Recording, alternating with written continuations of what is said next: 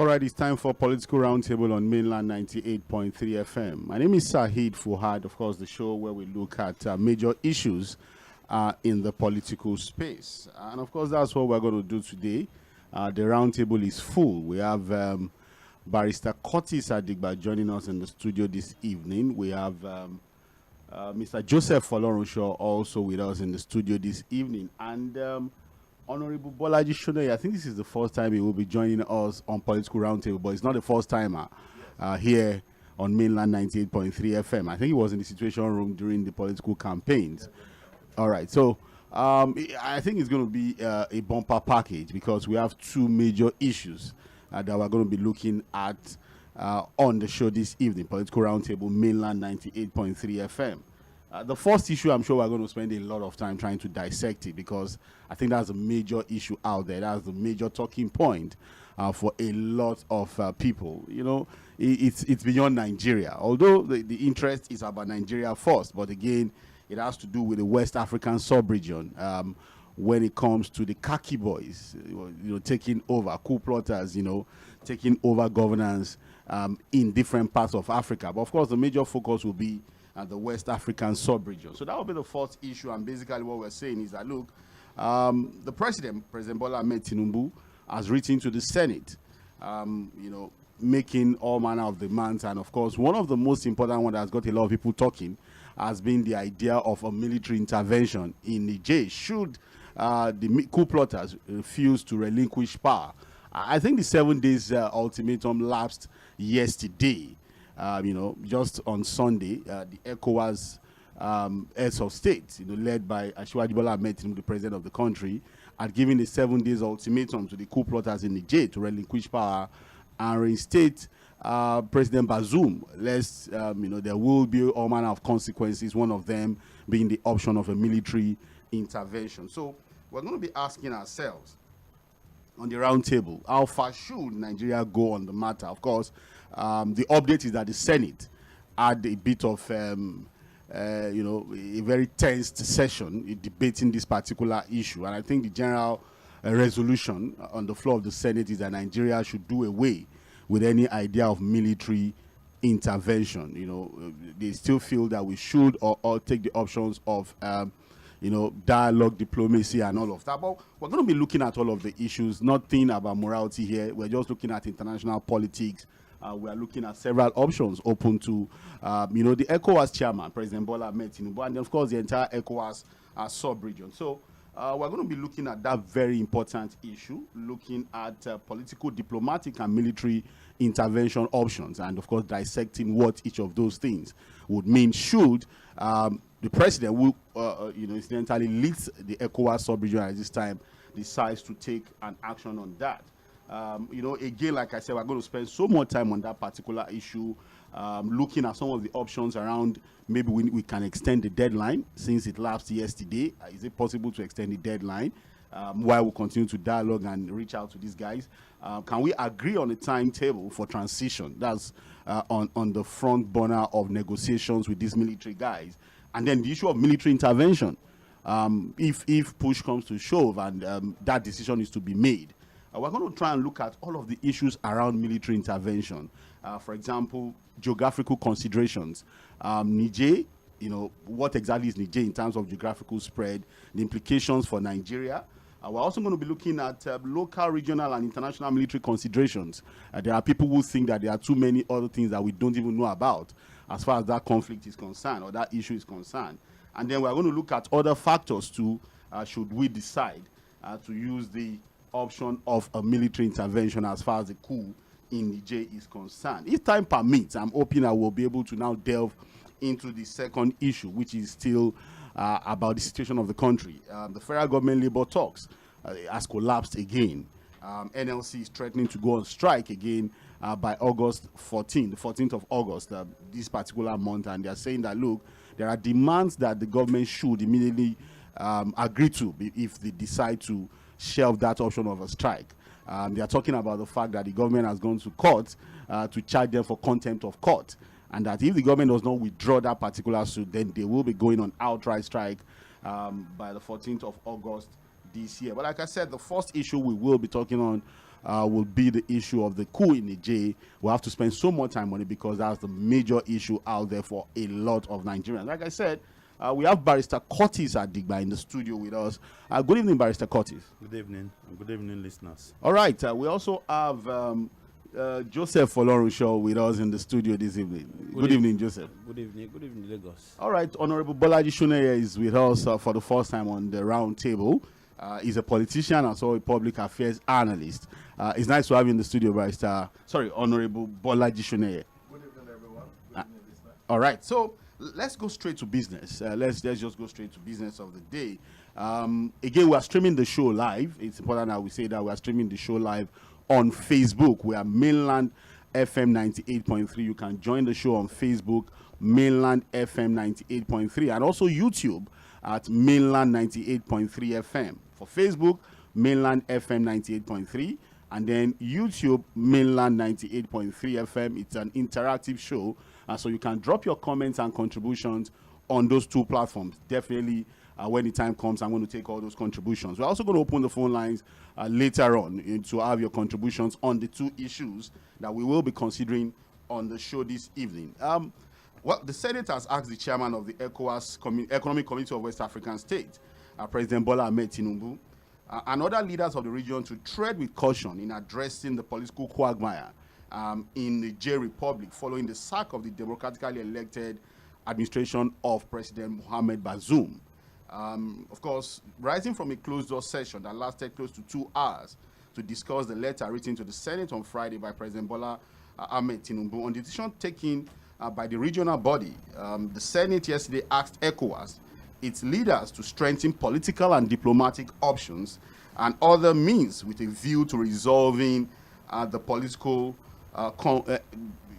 quagmire, let's use that word, in the Niger Republic at this time. Like I said, there are different options on the table that we can take, and I'm going to try and dissect them. But generally, let me start with you, Barrister Curtis Adigba. You've been following the issues. A 7-day ultimatum was issued. I think the defense chiefs in a number of West African countries have also met, and they are saying that the option of a military intervention is still a possibility. There are people who have said that, look, it should be about diplomacy. We have to understand all of the issues before we take any decision. But there are also people who feel that, look, it is nice that Asiwaju Bola Ahmed Tinubu, the president, is talking tough, is putting his foot down as a regional leader, and that there's nothing really wrong in what he has done so far. Before I begin to take the issues one after the other, on the general note, what do you think? What really would you say are your observations of the issues for now? Well, thank you so much. I think we must, first of all, locate the source of the problem before we begin to talk about the solution. And what is the source of the problem? In Africa, in West Africa, is bad governance. Don't forget that members of the military are also citizens of their countries, and they see what is happening. They have ways of testing and taking the temperature of the people to see their satisfaction index with a particular government before they would decide to plot coup or not plot coup. Because they know that if there is no popular support for any coup, it's not likely to succeed. And even if it succeeds, the people might fight back. We saw what happened in Sudan. Now, what we are doing in Africa to ourselves is that when leaders are elected and they get into position, they begin to promote certain military officers that they think will protect them. And then the issue of governance, which is critical, improving the living conditions of the people, making the society to make serious progress, guaranteeing shared prosperity and success, is kicked to the back burner. You've seen that right now in our own country, where elected public officials are consumed by their personal interests, and they are not thinking about the people, notwithstanding the economic situation that they are faced with. I'm not an economist, but I've always said something. In a nation where you have more people going to bed on empty stomach than those who sleep with their stomach half filled or filled, tells you the economy is not working for everybody. So here is the problem with what is going on in Niger Republic. Don't forget that the post-president Bazoum had his elite military officials that were protecting him. Yeah, this is the But presidential the guard. The people who carried out the coup were the same people. Mm. Do you understand? They were the same people that he promoted and kept satisfied, thinking that once they are happy with him, he can continue to govern. But they overthrew him. Now, the problem that I see here is that don't forget that we are no longer at the time when Liberia happened. When Liberia happened, the Nigerian army was a very strong military force because we didn't have Boko Haram, we didn't have bandits, and we didn't have IPOB, whereby the army was one united force. Now we have all these Problems everywhere. problems left, right, and center. The army is spread thin. If you go to the southeast now, you have a group, a formation there that is keeping peace. You go to the North Central, North Plateau Central, State, yeah. and all that, you have the military spread thin. And that is not to say the military cannot intervene. But the question we should be asking ourselves is, what has Nigeria got to protect? What is the Nigerian national strategic interest As far as this in Niger? And don't forget that many of the senators from the northern part of the country also own properties in Niger. So, in terms of geopolitical interest. the question is, what are we protecting in Niger? And why do we have to go there with military force?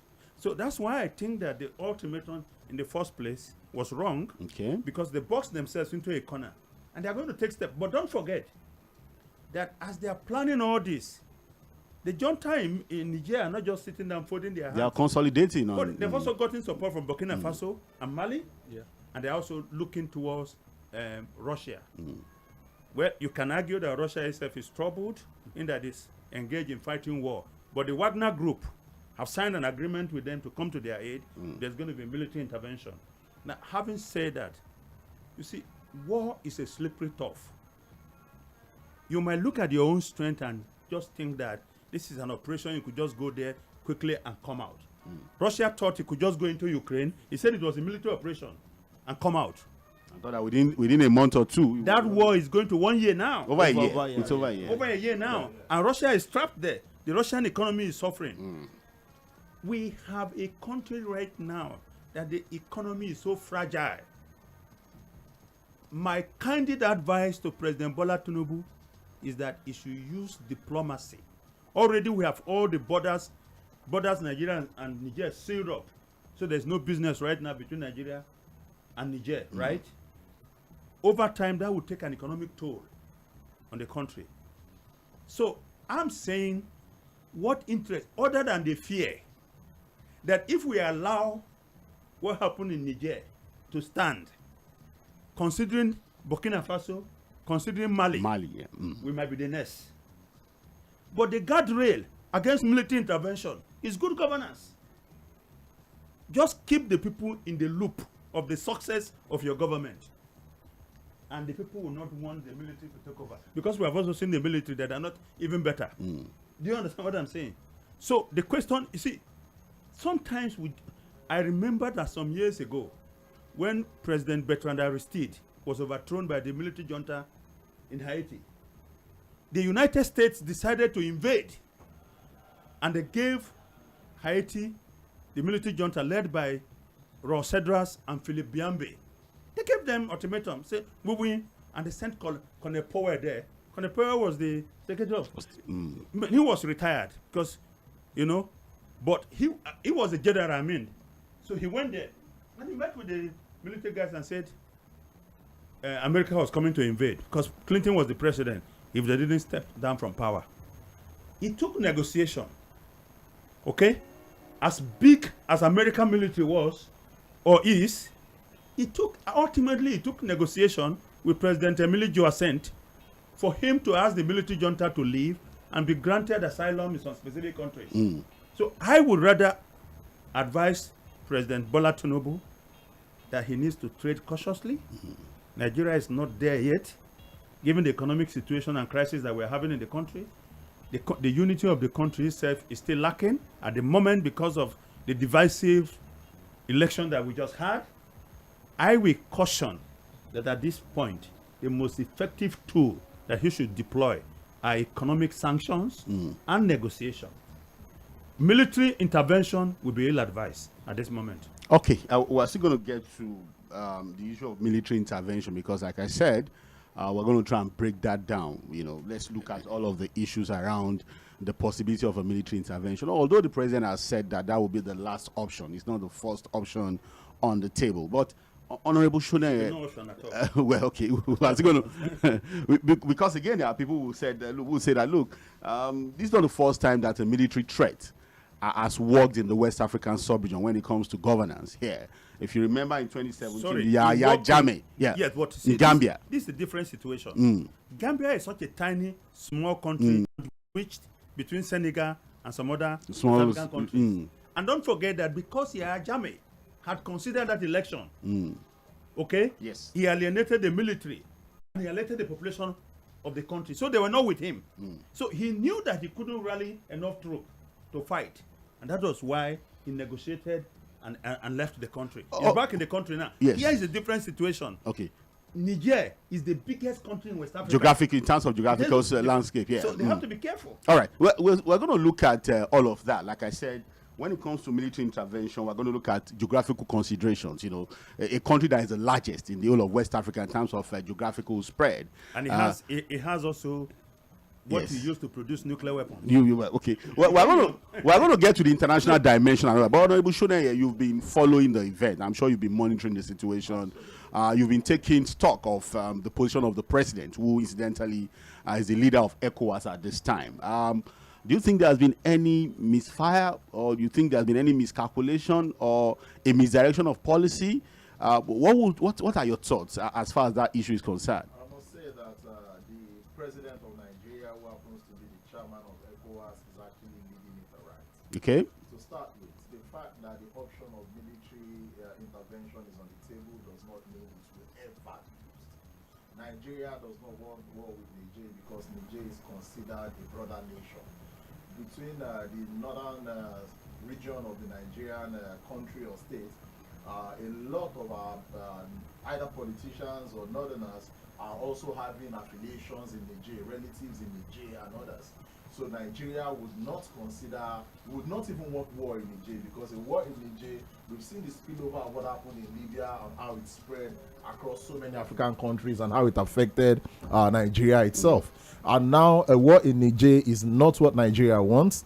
But of course, in the case of this kind of situation we have at hand, I must say that talking about the military option on the table is not because they want to go to war with Niger. It's just to let the military guys or the coup plotters to actually know that democracy is not what anybody should toy with or any nation should toy with. A good experience I also like to share is like many of us who are here today as we speak are people who are well over 40s. I can see the elderly here. Barrister himself is an elder. And I must say that what we noticed or what we have seen play out, even in Nigeria as our own country, under the military era, is to what they handed over was actually a country of nothing. Because I'm going to get the argument, because there are people who are saying that, look, if you go on social media, there seems to be this euphoria of, bad governance is the reason why the military is taking over. You know, there are a lot of young lads who never witnessed the military era. Yeah. And there are people who would argue anytime, any day, that the worst that you can have in a democracy can never compared to a military government. The best of military is actually worse than the worst democracy you can ever have. Okay. But you think that the president is still on track? He's not done anything. We're still going to get there, right? Vice Curtis, we're still going to get there. But Joseph Folorunsho, Honorable Bushner thinks the president is not overdoing anything yet. No. And if I get you right, you're saying that you think that the military intervention option is just a threat. You think it's not going to happen? It's not going to happen. Okay. So why put it on the table if you think it's not going to happen? You're talking to guys in uniform, I hope you know. And these guys, the only thing they understand is that language. And not until you speak that language and let them know these options are also available. But before we can get to these options, there are so many other options available, like Barrister also posited, talking about the economic sanctions, talking about so many other things, like closing the borders between Nigeria and Niger, and also the no-flight zone of Niger to so many other ECOWAS nations, you know, and then as well as cutting off electricity, power supply. All of this will take its toll over a period of time, and then one way or the other, it will make the military government unpopular with the people, because the people are complaining about the civilian system of government, the democracy they are having, and then right now that the military is in, they are no longer enjoying electricity, they can no longer enjoy free trade and so many other things. There's a lot of complaints out there. Yes, they are going to look back. I must say, one of the things that necessitated this coup in Niger is as a result of probably even the forced subsidy removal in Nigeria that brought the hardship to the extreme for the people of Niger, yes, which made the military think, oh, this time the people are complaining bitterly about the government, we can actually take advantage of this sentiment. Okay, well, the military has clearly stated the reason why they took over power in Niger Republic. It's not anything different from what the military said in Mali, not different from what they said in Burkina Faso, in Guinea, and also in the Central African Republic. We are not mentioning that because it's not even in the world, but there's a military leader also in that particular country. The same way the military said in the 60s and 70s in Nigeria. Like I said, we're going to get to that particular debate. Like I said again, at least I'm not too young. No, I agree with you. I'm going to debate. You know, when people talk about democracy, yes, and then they make the military look so bad. Without the military, this country will not be where it is. But there are people of infrastructure. But there are people who will tell you that, look, the constitutional role of the military should be well defined, and that is to protect. I agree with you. Yes. Look, we've been talking about Fort Mainland since I was 5 years old. Have you seen it? Yes. How long did it take the military to build Third Mainland Bridge? We're going to get there, but again, there are people that. But the second Niger Bridge was achieved as well. Joseph Olorunso. Before the show, we're going to get there. Joseph, how many years? I was 5 years old. Before the show, you and I were having a conversation as to, boots on ground, power for power, strength for strength. I think we should all know that Niger cannot in any way be compared to the capacity of Nigeria when it comes to. We're coming there, and because as it is, the entire Nigerian army is around 10,000, and the active ones are not up to 1,000. We've tried to take a stock of their jet fighters. I think they have about 2, outdated 2, and their military tanks are not up to 10. So it's not really an army that has the capacity to stand anything that Nigeria may want to throw at it. In Nigeria, that has over almost 200,000 standing troops, active standing troops as we speak. But like I said, before the show to you, Joseph Olorunso, there are people who will tell you that, look, America is immersed in different conflicts in the world because it is a superpower and it needs to have its foot everywhere. It needs to have its interest everywhere. As we speak, they also have a standing army in Niger as we speak. Same with France, So you may want to ask yourself, what's the interest of America having an army in Niger? And there are people who have said that, look, cut the president some slack. For God's sake, Nigeria is a sub-regional leader, champion as far as West Africa is concerned. And look, the fact that this is just next to us means that whatever happens there should be of utmost importance to us. And it is nice that the president is putting his foot down and saying that no, military coup in West Africa would never be tolerated. Do you think the president is overdoing anything? Ford, the president needs to be careful so that he don't start overdoing some things. Okay, not yet. He has not overdone anything. Yes, but he's very close to trying to be overdoing something. Now the question is, just like what a very brilliant barrister said. If you look at it, how we check the pulse of the Nigerian, that's the citizen of that country, their own perception about the coup. The coup itself. The coup itself. Because if we are going to the country to go and you are not fighting for the military, you are fighting for the citizen. After that coup, the citizens were jubilating that the government is, the administration of Mohammed is gone. You understand? You need to feel for why are the people jubilating? Now the other one we need to face is, even though if we say, Nigeria is a giant of Africa and we are is our neighbor, if they have issue, we need to quickly find a way to raise them. The only question is this: we have to check the weights. You understand? If I am very close to Mr. Curtis and he want to fall, and his weight is more than my own, And I now say, let me help him to stand. And then now both me and him now go down.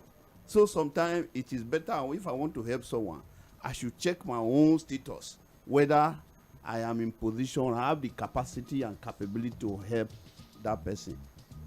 Nigeria has issue. The issue now is this. If you feel the pulse of every Nigeria, a lot of people will say we have more issue. Just like what Barrister said. The Eastern issue, the Boko Haram issue, the boundary issue, that our military and the security agency are still battling how to solve them. So by the time you now say, President, let's go to Niger and military strength, people will ask you, Oga, what is your solve our problem first? Allow Niger and other people to find a way to solve their problem. What I'm saying is this.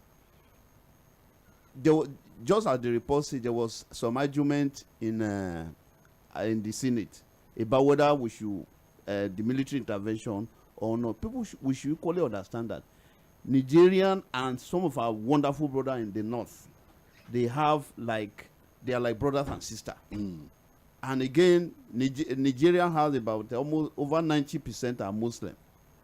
So immediately you start some maybe action, people say, why do you want to disturb my brother? And equally factor into the immediate Nigeria immediate past president and the president that they removed from they were very, very close. Now the question is this: if Nigeria want to help now, why is it that Nigeria as a government did not help when the other man that they removed was there?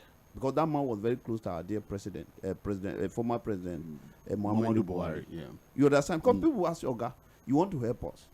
When you have opportunity to help us, why do you not help us then? Whenever our former president meet the former Niger president, what flew to Nigeria or be relating very standing? Because if, for example, Fuad, you and my court is here, it's not comfortable to me, then I now react. Then I say you should come and talk. I will not ask you that the government is yes. And Nigeria will complain. But you are not treating us as if we are human beings. World is that of the United States of America, and there are people who also tell you that look, it didn't come at this democratic. Again, in West Africa, as far as governance is concerned, globally, there are people who continue to argue, and I think it's just right to argue as such that look, there's to be made if you don't allow people to. That the American democracy evolved over almost a century before they got to where they are now, and that look, if you allow the khaki boys who are not trained to govern, I see the Burkina Faso guy by Sarkozy and I feel ashamed for Africa. I saw when African leaders went to Russia, I saw the way he was dressed, their camouflage, his appearance, his demeanor, again, a representation of what Africa should not be is what I saw with those boys, those young guys taking over mantle of leadership in Africa. Don't you think that is the reason why, for example, President Bola Ahmed Tinubu is saying that no, this should not be the West Africa that I want? If I may quickly say something, as regards your is that not military language? No. Is this palliative to be given out, the 8,000 naira thing for the people, and the people complained about it, and then it was actually could say anything whenever known, or have always been known for oppression. You have the right to complain. The government hears your complaints. I want to do this for the people, and sometimes to just speak in isolation, stop as though it's out of the blues. I must say one thing here clearly. Now, when the government rolled out plans on the palliative, they didn't just come out with plans alone. They came out with short-term, medium-term, and long-term plan. Okay, and part of the short-term plan, yes, the people say we don't want this because of X, Y, Z reasons, and then the reasons were looked into, and of course withdrawn. That is the beauty of democracy. Unlike when it's these khaki boys in power, they call you bloody civilians. You don't have a say in it. We can argue that last year, last year, the issue of currency redesign. Yeah. The government was saying no going back on that policy, even when and then governors went to court. But governors went to court and were still able to get their way. That would not happen in the military government. It can never happen in the military. People were begging the CBN governor then to make a comment so that the bank will not be collecting. But the court was still able to make a decision. But under the military, all of these institutions will not function. That's not true. Courts have nullified military decisions in this country. Yes. Let me tell you something. Yes. The problem with our democracy or civil rule is constantly sitting at the intersection of dictatorship. Sometimes it's difficult to tell whether what you have is democracy or a dictatorship. Okay. So let me make my To point. support that anyway, to support this, I must say that our democracy since 1999, or almost the second time, because we had a good luck Billy Jonathan, yeah. who happens to be a core professional and a Yar'Adua civilian. briefly. Yes, briefly Yar'Adua, of course. And then Obasanjo, yes, who or like never- Buhari and Obasanjo, who are Not going former back. military guys, who somehow have been khaki able men, to not even boys transform any into, longer. Yes, you know, You like it or not. About Niger, I see a clever attempt by the president of Niger without Yeah. a right to the National Assembly and dialogue, yeah. and dialogue. When Obama drew the red line on Syria, And he said no, Congress said no, we're not interfering. go to another war. He said so. Problem, yeah, for Out the of United States. problem. Now, this is the problem. You see, he defined democracy, government of the people, right? By the people. And for the people. And for the people. Yeah. But in Africa, the experience has been government by the people in power, for the people in power, and by them. and You check see, it very well. It's the military when that he brings says- that brings about all of this. The military battered all of this. When he says that some government are listening, do you understand? And those are other zones. I mean, and others don't. We still don't have the data. But like the argument I always make to people, you see, let's forget about the theory of democracy. And let's look at the practical delivery for the people in this country. Dead refineries. I'm coming. You see, we'll have one government and keep running with it. The fact is that, and another government will come and build on it, is that those that we have elected, coup. That's the best way to go about solving the issue of coup. Because you see, whether you like it or not, military men are also citizens of their countries. I hope you know that. I'm with That you. they are citizens of their country. The argument, one of the biggest arguments in this country for over 20 years now is that the constitution of Nigeria given to us by the military is not legitimate. Have you heard Of that course, a argument? lot of arguments But about. what I say to people is, what is the difference? The military didn't sit down alone to draft a constitution for us. They got some civilian experts who joined them to draft the constitution. Constitution, yeah. The civilians who do their bidding. Yes, and now, over 20-something years, we still haven't had the courage or seen the need to change that constitution. If we want to change constitution, do you know the issues that we'll tackle? If the president travels and doesn't hand over, what should the vice president Didn't do. If, what happens if the president does not submit list of ministers In 60 days. We have not dealt with the structure of the country itself. We are not prepared to deal with the real issue. And this is why every time, because we don't have government that are focused on the needs of the people, these boys in khaki or men in khaki We'll be always invited. will always be watching and seeing the mood of the country, and then they will strike And take advantage of and it. take advantage of it. So why President Tinubu is taking the right steps in trying to clean the West African sub-region of military coup, Incursions, okay, yeah. he should also please get ECOWAS to include it in their treaty.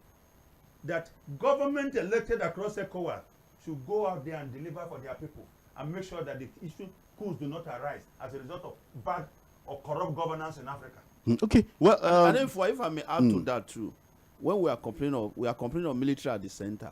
But if you look at many governors, if you want to see that it's as if this thing has come, leave Abuja down to state, is go and find out all the impeachment of governor to their deputy governors in Nigeria. They're only military style, whereby sometime one is brewing in you Edo just- State now. Okay, the source say it's lie. Also, if you look at it now, that's the reason when they go to court, the court will now say Reinstate this impeachment person, yeah. was not properly done. Reinstate the person, and that governor will never. How can it be a lie? Is the man a child? He doesn't know what is brewing. No, so the governor will never in any way reinstate the man. Another will repay his So allowance. you What we're saying is you think our that the very character- foundation of democracy has been violated severally by the so-called Democrats? Is that what you're saying? And when you are doing this, you are inviting the boy. All right, Honorable Shuneye, again, I understand your argument that look at all the presidents we've had. We've had General Olusegun Obasanjo, who eventually became president, a former military leader, and we saw it in his style. Sure. He never listened to anybody. He doesn't You know, he listen. said it. He said- advice is not- He's not a good example. He's not a good example of a Democrat. There was a man that appointed special advisors, and on the day of inauguration, he told them that you can advise me, but I will not even listen to you. I don't have to listen. I don't even have to listen to you. And we saw it even in his media chat. Yeah. Who thought that, he wanted to do something different, created a media chat, and half of the time, he shuts the journalist up when they ask him critical questions. Yeah. We saw that, Not only in Nigeria, well, to Simon, this guy in the BBC. In the BBC. Yeah. And we also saw the way Senate presidents were removed. We saw how governors were removed. And how almost, the temple of justice, as far as judiciary was concerned, was almost desecrated severally by the same former president Olusegun Obasanjo. We got former governor beat a judge, so he's not the only one. You want to remind me of Fayoshi? No, I didn't call him. But again, we also saw, like you said, Yar'Adua came in and gave us a breath of fresh air. I think something a bit different. A pure civilian, a technocrat, who even acknowledged Democrat. that his own election was completely faulty and made attempt to reform, Fundamentally flawed. and made some attempt to reform a democratic process, election processes. He didn't live for too long. We now got Jonathan, who also came in, had that idea of listening to the people. But of course, there are questions as to his capacity to govern and deliver the goods for the people. Then we came to President Muhammadu Buhari. Yes. Do you know that at the tail end of his government, he also attempted to introduce a new constitution and brought about reforms. But most of the people who agitated against what he did, saying it was political, are the ones in power today. If you recall. Okay. In fact, it was boycotted. I want to take Honorable Shunaya on, and I'll tell you why. The idea of we now have a new president who is a Democrat, who is a civilian proper, and all of that. We saw President Muhammadu Buhari. It was clear for 8 years that this was a president that had his own mindset on how things should be done. A former military, a former military man who was not always ready to talk to the people, and all of that. But we have President Bola Ahmed Tinubu, who I think people must commend that he's a president that is ready to talk. He met with Labour and all of that. But there are people who still think that in taking decisions, we are still seeing that dictatorial tendencies, that pattern. The subsidy must go, for example. Looks like an order from a military man. Because what people are still saying that, look... You can't subject that to discussion. No, we have to. So we have to. You'll never reach a decision.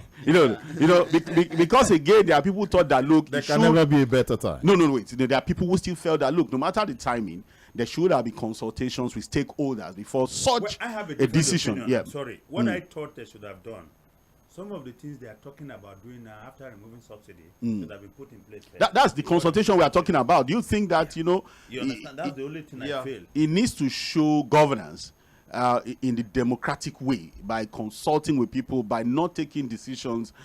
Because again, there are people who tell you that, look, there seems to be a lot of confusion within the government as far as that policy is concerned. Based on this, subsidy must go, or subsidy is gone. No, it's gone. Yeah, relating it to how a democratic leader should govern. That's what I'm saying. I must say that during the campaign period, or even before the campaign period, a lot of consultations had been done.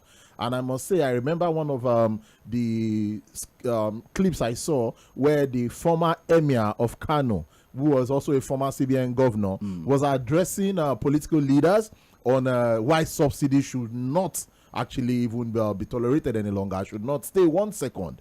And also let Nigerians know that any leader that promises them is going to be fine, is going to be cool, everything is going to be, there's going to be lots of luxury when they get into power, is actually lying to them, and they should not vote for such person. As well as other candidates during that election also said it. And I must say that I don't want to mention name anyway. They also said it that it's going to go the first day. Everyone in the political class, no way, apart from Showore. There was no way, if all of them agreed that it must go on the first day, there was no way you could have put palliatives first before it leaves. No. They all agreed that subsidy must go. But there were the pattern, and I think if I remember clearly, the candidate who said it's going to go the very first day in office. No, Peter Obi, I think if I remember clearly, had said that, look, it was going to be gradual removal. Yes. How I wish we could play videos here. I could look for it. Well, I remember. But that is gone. He also said in some instance, mentioning his name now, he said in some instance, the subsidy would have to go. Yes, it has to go. Then I hope you also know that the cabals, those who are benefiting, those who are benefiting heavily from this subsidy, I must say, they are a powerful set of Nigerians, the elites, I must say. And if any government delay for any reason of trying to place some things ahead, they are going to sabotage it. Okay. They are going to sabotage it. And for that reason, you need to cut off the head of the snake first. From subsidy, and I'm suffering for and I'm not an elite. We're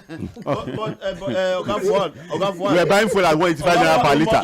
Another thing that we must add is Now, this cabinet, you might be this. benefiting from subsidy because the government is paying some part of your cost of fueling. But now I benefited. I'm not. I'm sweating. But looking at the scam part, you are not benefiting, except you want to agree you're a beneficiary of the scam behind it. Let me tell you what the problem is. Every time government falls short in arresting the situation, they throw the burden on the poor. That has been the problem. Who controls the subsidy is the government. Who gives out the license to those who... NNPC was the major importer. Sole importer. Sole importer. In fact, so where was the subsidy coming from? What was the local consumption?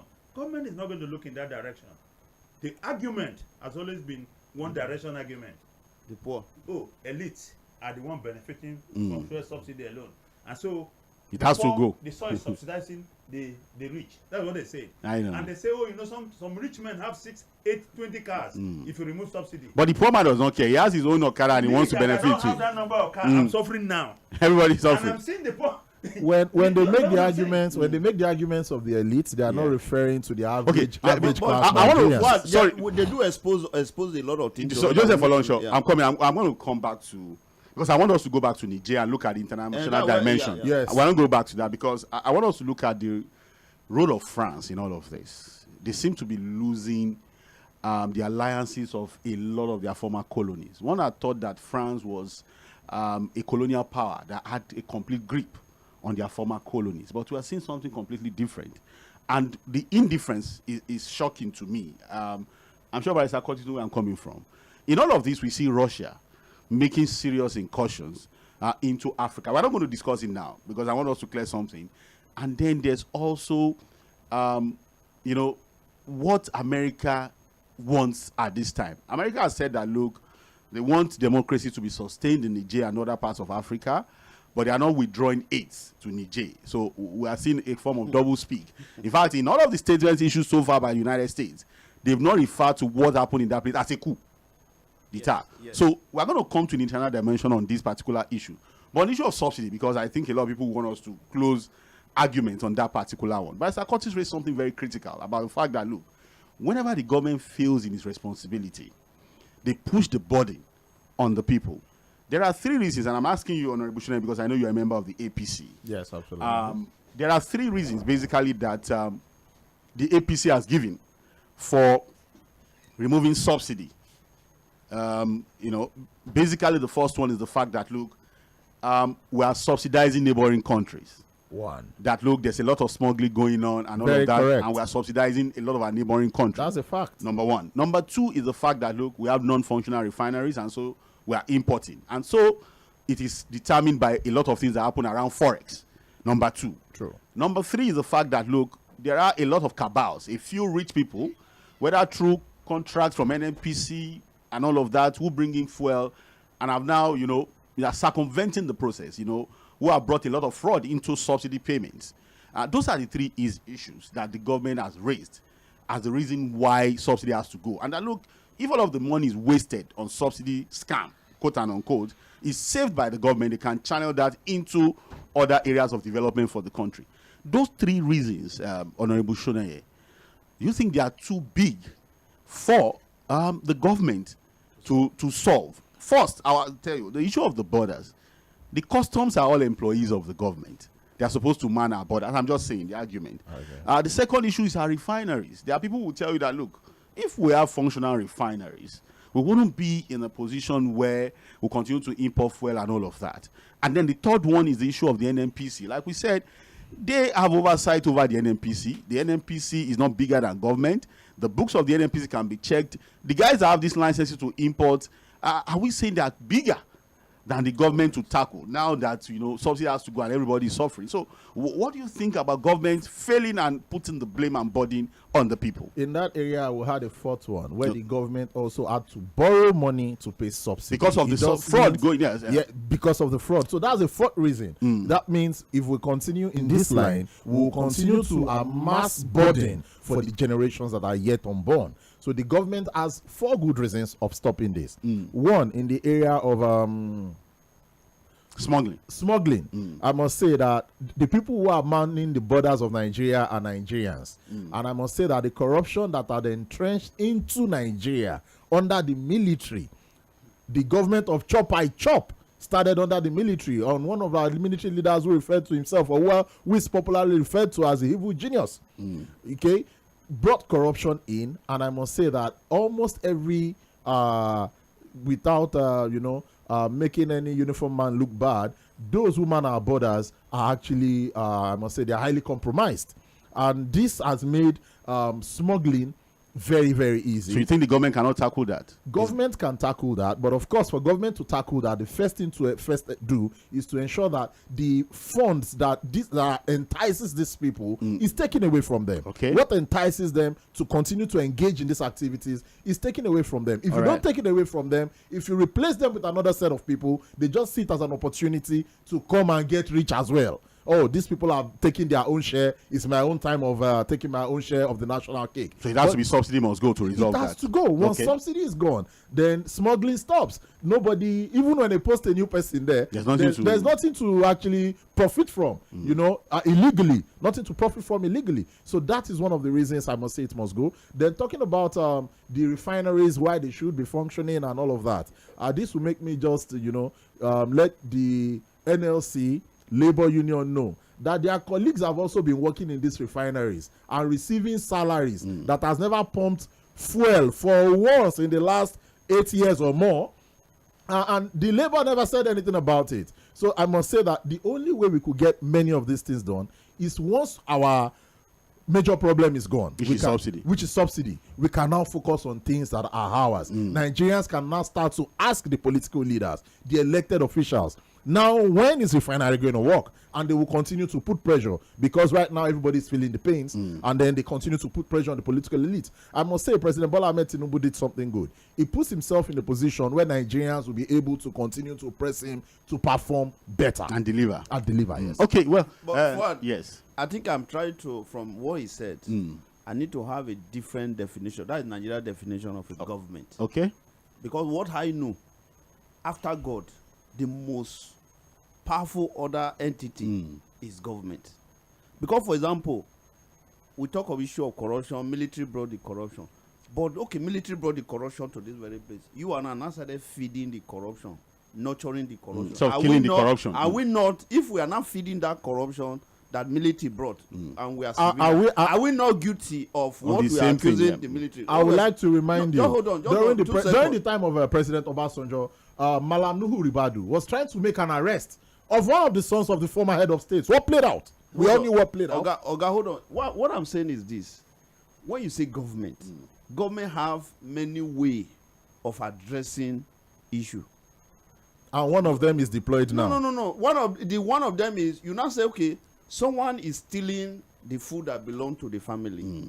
You now say, okay, every family must be starved in order to frustrate the person stealing the food.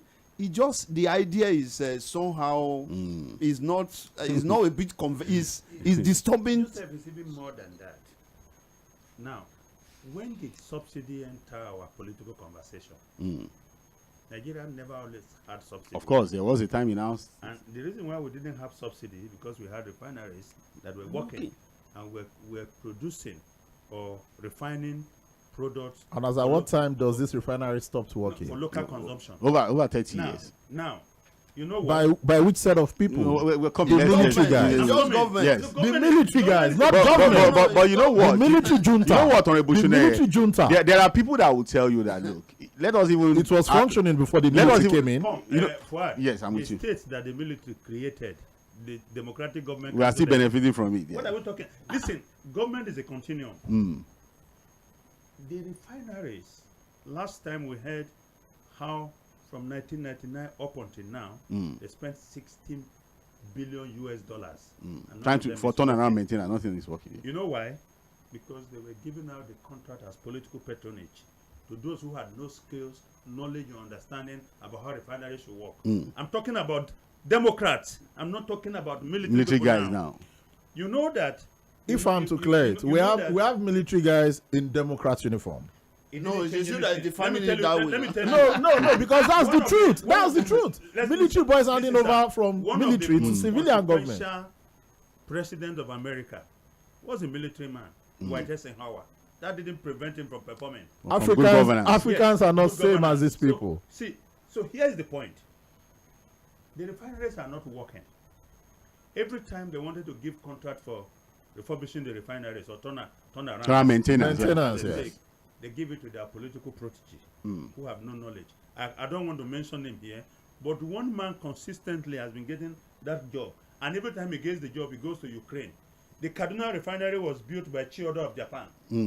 When it was going to be turned around, Chiyoda also quoted a lower quote compared to this individual, but he was given the job because of political patronage.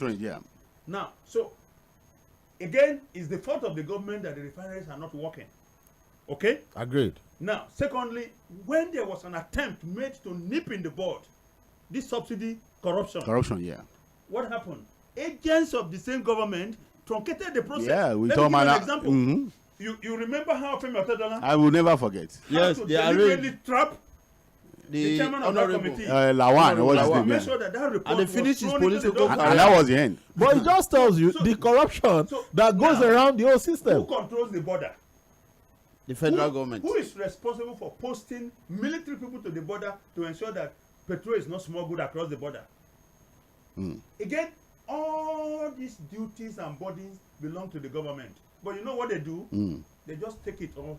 Knowing that governments, successive governments, after not give results, the only way to get it right is Let me first ask you this question. As 12 years. we were just resuming in the new year, Yeah. President Jonathan removed subsidies. Johnson, The yeah. organization opposed it. And what they said And you basically that remember that that kill corruption. Take over Ojota, yeah. Ojota and every other places. place. One leader after the other. Okay. to actually educate or inform the people about the state of the refinery. All right. The status, yes. I'm coming. Saying by November it will be at 60% production capacity. That's November 2023. And by February 2024, which is probably just some 5 months away or 6 months away from now, we'll have it at 90% capacity working. This is a government that is communicating with the people as regards the operation of these refineries. I must say, previous governments had failed in ensuring refineries work, and I must give it to the last governments who ensured the right people who can actually get it working got the job without favoring any political. But we have issue. Oh, no, I have no, issue. I'm there. I coming. have issue. The issue there is this. I love what Oga said, but I can bet you that his party, then under Buhari, is a private refinery commission, Dangote refinery, and said that he's going to start operation August. As I'm talking to you, there is a report that refinery will start in 2025. Okay, Then the question is this: if the refinery did not start whether November Or December. what is the consequence? Honorable Shune, you agree with me that Nigerians would Voice me. it will be extremely difficult for Nigerians What is the to consequence? accept Because- or believe that timeline. I'll tell you 2-3 reasons. Okay.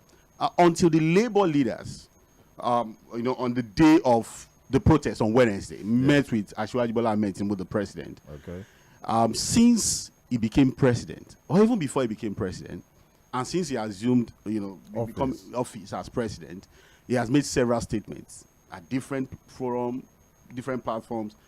He has never, on any of those occasions, mentioned the state of our refinery. Do you agree with me? Yes, of course. Okay, and it had to take labor reporting to Nigerians that the president told them at the meeting that the Port Harcourt refineries will start working by December. Now, we had an energy expert here, Honorable Shone, who said that, I think sometime in 2010 or 2015, he met with the original asset manufacturers of the Port Harcourt refinery in Houston, Texas. And they told him, and when I say asset manufacturers, the people that really built the refinery, That built it, yes. that told him that, look, the refineries would not work based on turnaround maintenance, but a complete overhaul, as if we were building a brand new refinery. I'm telling you why a lot of Nigerians would, because this is not the first time we're getting timelines. for Ibekachu said, I will resign. it did not work. You know, so that's number one. So if you see Nigerians doubting the timelines from the government, and that the fact that you have to take labor telling Nigerians, not even the president himself, you know, giving us details. So this is a movie we have watched. I'm coming.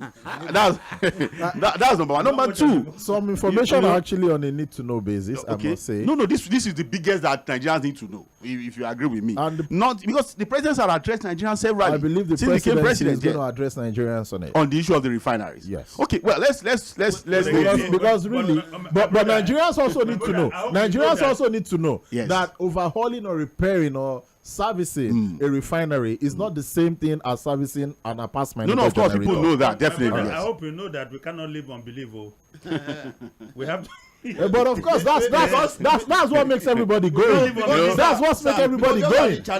You left your home to go do Okay. business with the belief that you're going to make money back. Now let's go back to Niger before we move to the issue of labor, because again, the international dimension to all of this is the biggest one. So you want me to tackle that? Yes, I want you to break it down. What are we looking at here? Global stage. Niger has now become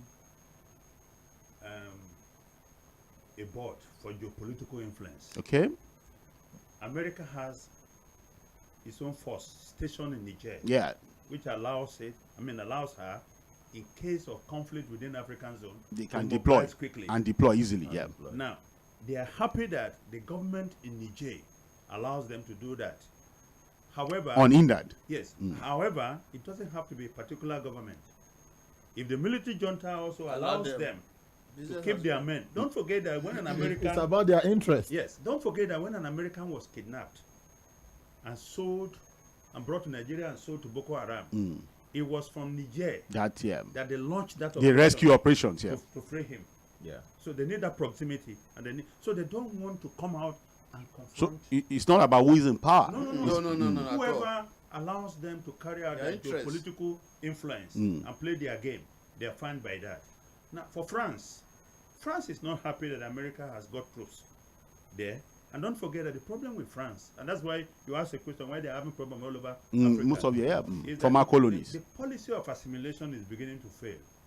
As younger people in Africa are beginning to assert their rights, they don't understand why they should be tied to the April Spring Of their colonial masters. why Yeah. France is not helping their economy, In not any way. helping them. In fact, what we also do not know is the role China is playing in the place. Because for China, infrastructure is the tool for diplomacy, And it's be business for them. and they're going everywhere. So right now, we live in the polar war, where America is the only Superpower. Yeah. but China is on the rise, and China wants to take on America in all over parts of the world. You remember that when President Xi Jinping visited Nigeria, a week after he left, 3 European leaders came to Nigeria. Came to Nigeria. John Kerry came, Yeah. followed by Angela Merkel, and then Theresa May, all warning Nigeria not to deal with China.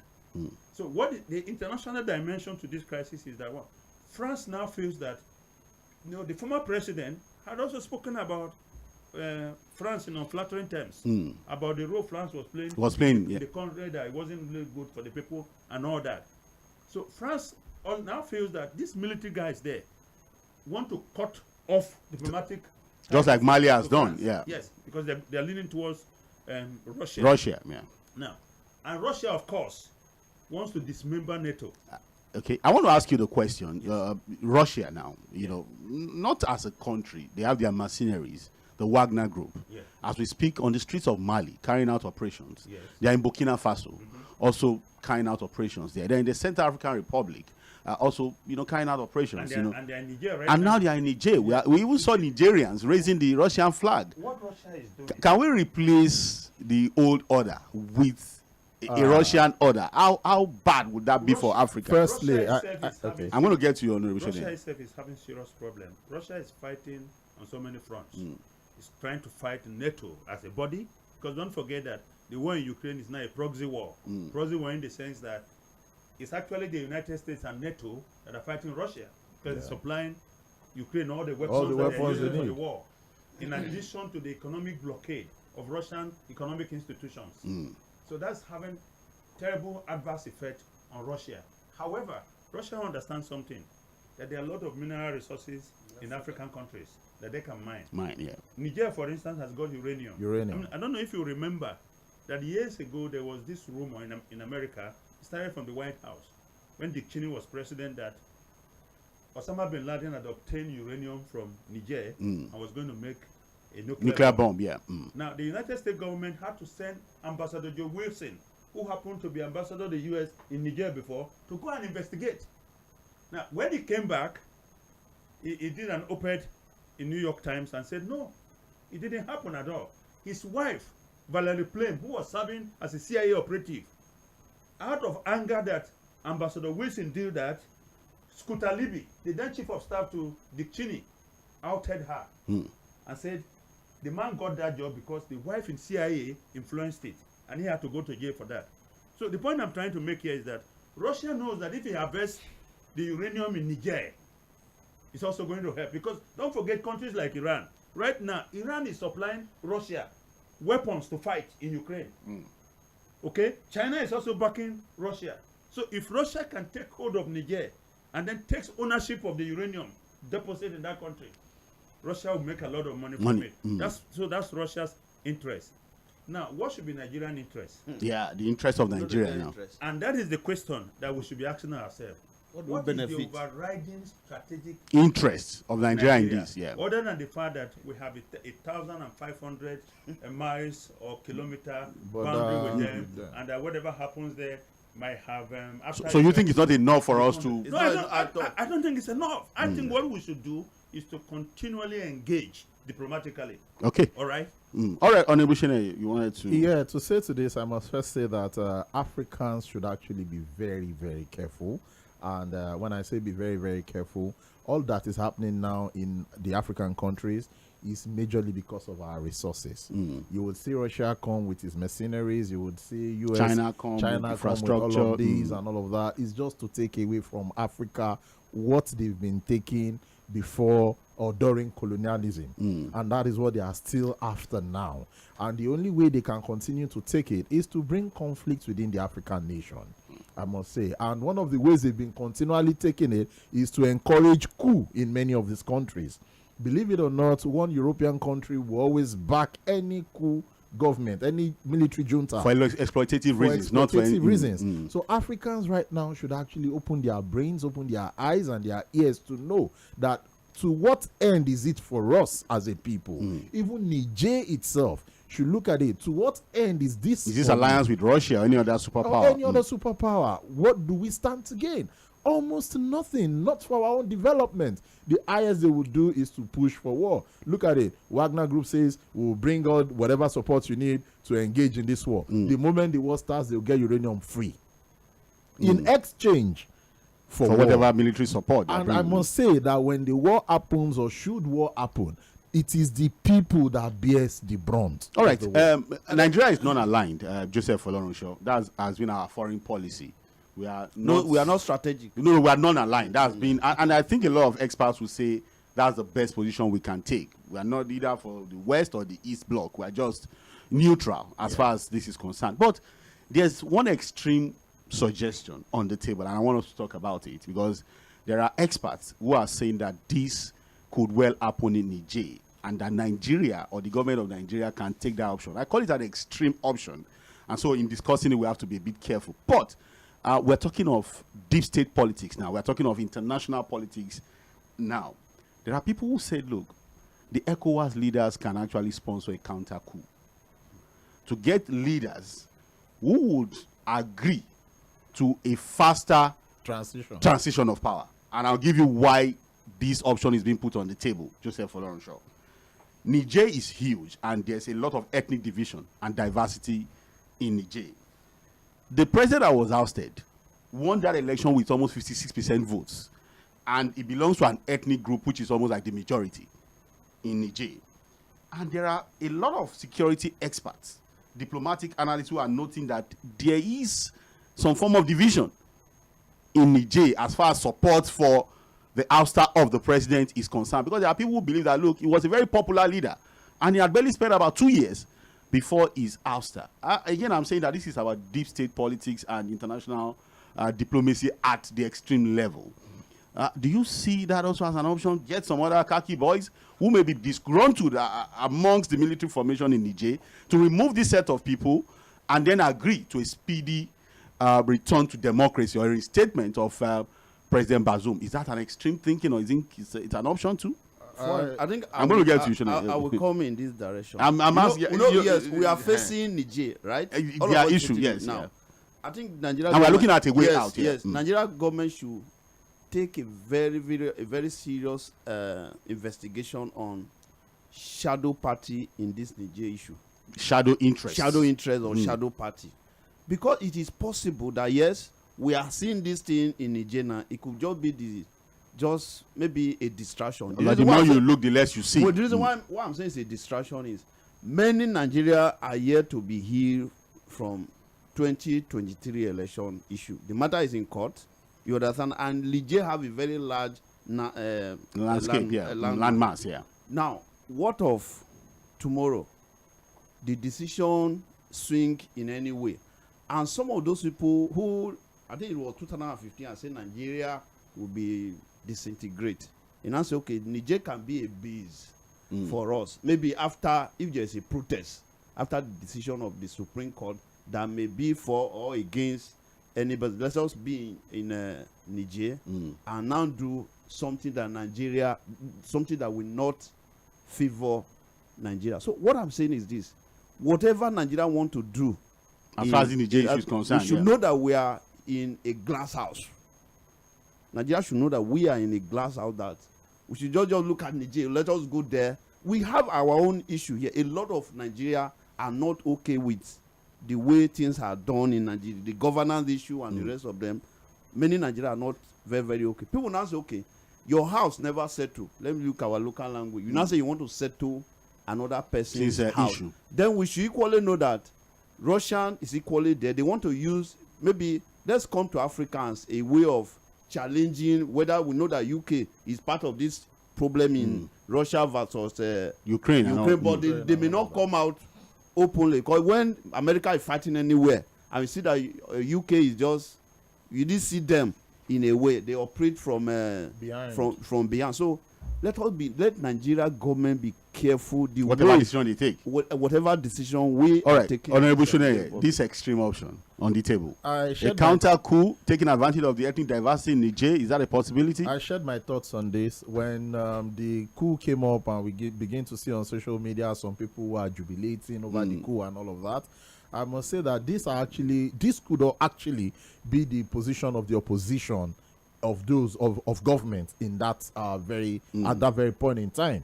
That does not mean the democratically elected president is unpopular among his people. Yeah, definitely. And I must say that when people start to talk about the option of military intervention does not have to be direct. It does not even have to be ECOMOG putting boots on ground. It could still be from the inside, those who are inside. But of course, all of this will still lead to further conflict or possible civil war, because it's going to turn out to be ethnic wars and all of that, which is still very terrible for Africa, I must say. And for me, I believe that if they continue to engage, which is the position of the Senate, they should continue to engage in dialogue. They should continue to engage in diplomatic positions. Of course, sanctions, our economic sanctions, can also continue to be brought on the table for those who are supporting it now. When the sanctions begin to take effect, we are all humans. We see how humans behave. The moment they get hungry, they could turn against the government. Change. The ringing tone will change, I must say. Okay. The ringing tone will change. So this position of a possible counter coup or a military you think we should not even think about it from the inside is possible. All right, Mr. Curtis, I call it the extreme option. We have seen that happen in Nigeria before. We've seen that happen in Nigeria before. Let's look at history. Yes, history. Yeah. In the 60s, yes, the Western imperialists achieved a lot of that. Yeah, counter coups. Yeah. In Zaire, you had Patrice Lumumba being removed by Mobutu Sese Seko, yeah, Thomas Sankara, and all that. Here in Nigeria. But of late, it has become very difficult to have that. Yes, if you recall that. You know, by psychology, why people are putting this on the table again, like Honorable Shuneye said, is that look, President Bazoum is a very popular president, at least by the statistics. If you won an election with over 56% of the votes, and the fact that look, there is a lot of ethnic diversity. You know, you see, what people do not understand is that democratic support is not static. It's not static. Now, let's come home. When Bola Ahmed Tinubu was declared the winner of the presidential election, okay? If you, I know many of the people who are my friends who supported him, who insulted me and attacked me just because they say I took a principled position then. So many of them are sending me messages now, say, oh, boy, that the new Shege, I would inside now. You see, look, political support is not static. Even for Buhari, people when shift. he came in, after some time there was a shift. So you are going to have that kind of imbalance. Up and down, depending on the policies of the government. Yeah, Bosom may have been very popular. Less than 2 years, do you think he could have lost? Less than 2 years is a lot of time in politics. If he embarked on policies that made the people poorer and made them suffer, he's bound to lose support. Like the subsidy removal in Nigeria. That's why you saw nobody has come out to demonstrate in his favor. What we have seen so far, people demonstrating in support of the military. But again, we have to be careful with the single narrative that comes from the media. There are people who tell you that, look, well, you could just be. You guys are the only source of information that we have. But I'm just telling you how this. I'm telling you how this thing works. Talking about demonstrating in his favor. In his favor, I hope you know the African military mentality, the brutality that could make people who have a dissenting opinion. Yes, that they met out on opposing views is actually terrible. If the military action is not popular, people will protest. Don't forget that in Nigeria here, even as dreadful as the Abacha regime and people were still protesting. But I want you to address, before I move to the next issue and then open the phone lines. Barrister Curtis, that option inside job within the military. That option is going to cause more problem. Okay. Because you see, I was going to give the example of Iraq. Iraq, yeah. There were several attempts to overthrow Saddam Hussein. It never worked. Now, what you find in Niger right now, a counter coup will worsen the situation. Could even lead to maybe a civil war. A civil war, like you said. What we need right now is continuous engagement. Okay. Probably give them a soft landing. You see, the problem in Africa is that there is always mismessaging on the issue of coup. You know why the issue of soft landing engagement is becoming difficult? I'll tell you why. Okay. You know, General Chieni, or what's his name, seems to be his institution. Is solidifying his base. Yeah, no, it doesn't matter. He has chosen about 8 governors to govern the provinces, and people think that, look, this guy is steady, keeping himself there for. Why we are having this problem in Africa? We don't seem to have one common message in response to coup plots in Africa. Look at what happened in Sudan. The people themselves toppled al-Bashir out. The military came, hijacked the process, and took advantage. No, the military must go. We don't want the military. What was the response of the African Union? No. They went there and negotiated with the military. And so you have military and civilian government. Yes. And then eventually they should stay. And now ECOWAS is coming out with a different position. And ECOWAS is a sub-region. So I think that the African Union and ECOWAS should have a common language as far as response to military coup is concerned. So that you will have the whole of African countries playing out this script. So long as some military people somewhere believe that, okay, look, if we take over, right, we'll gain some time, do whatever we want to do before we hand over. And that's exactly what is going to happen in Niger. You will see that ultimately they will reach a consensus. It could be for 6 months and say, okay, you guys conduct a new election and then just go. And translate. And I think that will be a safer option for everybody. But again, Pastor Court, I think one thing I will add is this. If we must have people in any of these African countries that can talk to them, what people will want to see us doing is when we appreciate and know what to mean by the obeying the rule of law. Because, for example, maybe if there's a pronouncement from court, either the governor or president doesn't obey those pronouncements from any African country, then you now say you want to tell a person that is involved in any coup issue that you are doing this. In 5 minutes, because I think the phone line is buzzing seriously. Okay. Messages are dropping on our Facebook platform and other social media platforms. People are already accusing me that I don't even take messages from our WhatsApp platform. So I think our listeners out there really want to engage with us. They want to also talk about these issues. But let's quickly do this in 5 minutes. The talk between Labour and the federal government seems to have gone south again. No resolution. One had thought that, well, when the president met with Labour leaders, that, look, we're going to be seeing some form of solutions, coming up, and then all of these agitations will go down. But again, Labour has come out to say that, look, they may be having an indefinite strike, shutting down the country. downing tools by August the 14th because they feel that the government is playing games with them. Like somebody said, government is trying to run them.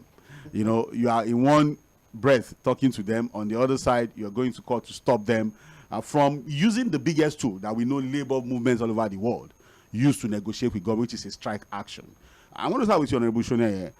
Do you think the labor leaders are overdoing anything, or do you think the government should, be more realistic about handling this NLC-TUC matter?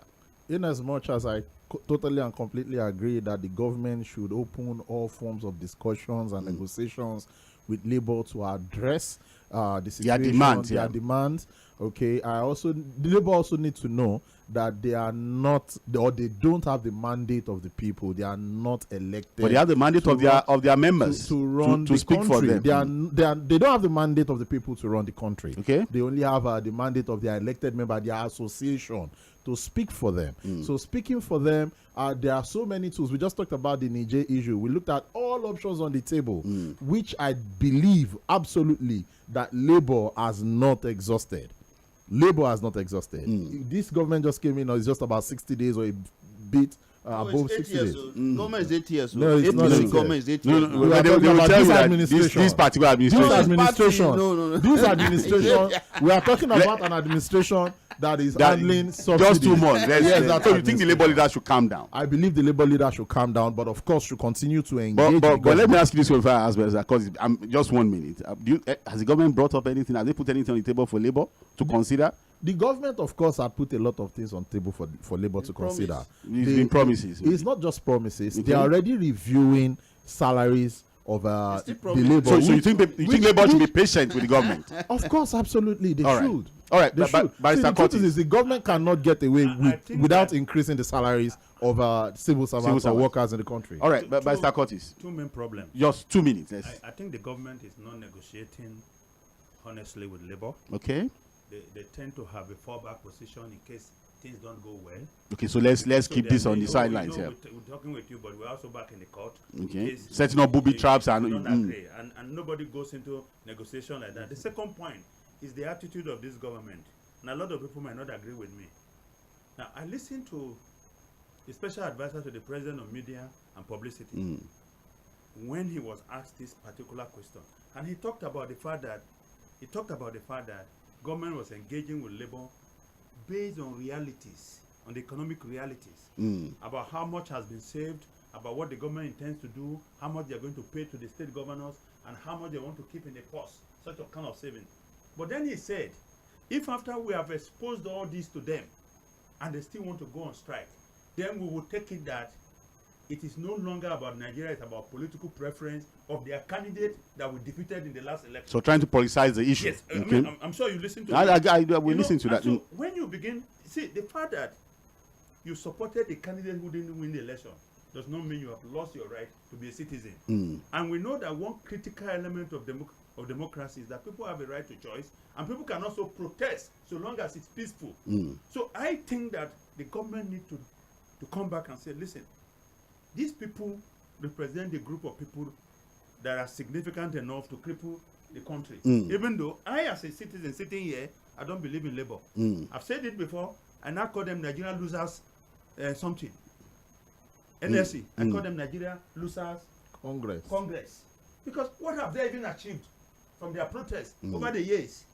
All they do is go get a handshake in the presidential villa. They come out, they call up strike. There's a new leadership, Joe Ajero. He has been there.